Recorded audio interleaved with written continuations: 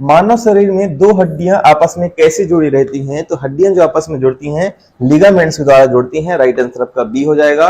और हड्डियां और पेशियां आपस में टेंडरा के द्वारा जुड़ती हैं। नेक्स्ट क्वेश्चन है, निम्न में कौन सा लौह अयस्क है? तो लौह अयस्क इसमें जो हो जाएगा आपका मैग्नेटाइट होगा, लेकिन सबसे शुद्ध जो लौह अयस्क होता है ये हेमेटाइट होता है।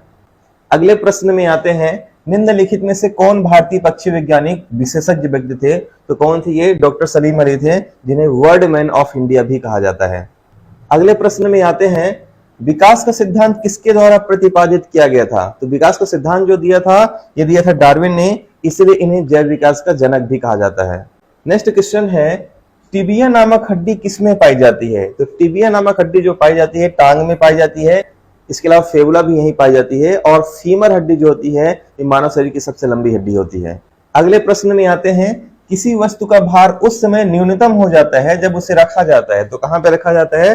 जब उसे पृथ्वी की केंद्र में रखा जाता है तो उसका भार न्यूनतम हो जाता है। अगले इंपॉर्टेंट क्वेश्चन पे आते हैं, बारूद बनाने में निम्नलिखित में से किस एक का इस्तेमाल किया जाता है? तो बारूद बनाने में जो इस्तेमाल होता है ये होता है आपका पोटेशियम नाइट्रेट का, राइट आंसर आपका बी हो जाएगा।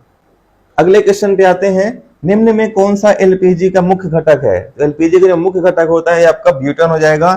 इसके साथ आपका ध्यान रखना है प्रोपेन का भी मिश्रण होता है, राइट आंसर आपका डी होगा।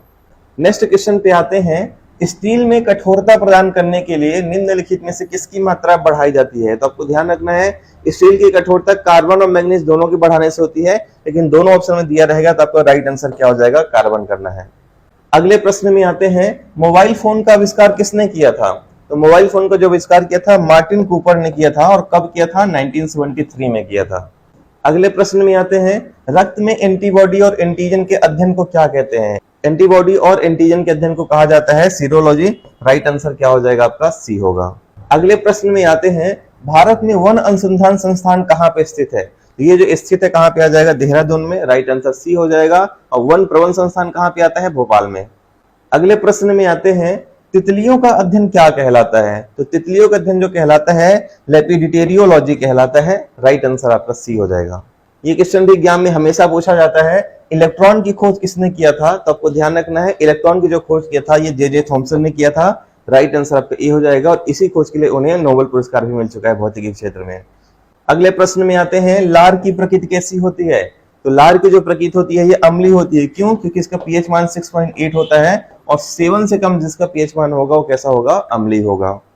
एक क्वेश्चन आपको कमेंट करके बताना है, निम्नलिखित में से कौन सी गैस ओजोन परत के क्षरण के लिए उत्तरदायी होती है?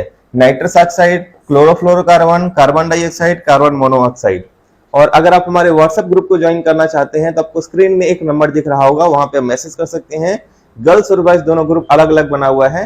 पीडीएफ और लाइव क्लास से रिलेटेड पूरी जानकारी आपको यहीं पे मिलेगी। साथ ही अगर हमारे मेंटरशिप प्रोग्राम को आप ज्वाइन करना चाहते हैं तब भी आप इसी नंबर पे मैसेज कर सकते हैं। मिलते हैं नेक्स्ट वीडियो में, तब तक के लिए धन्यवाद, जय हिंद।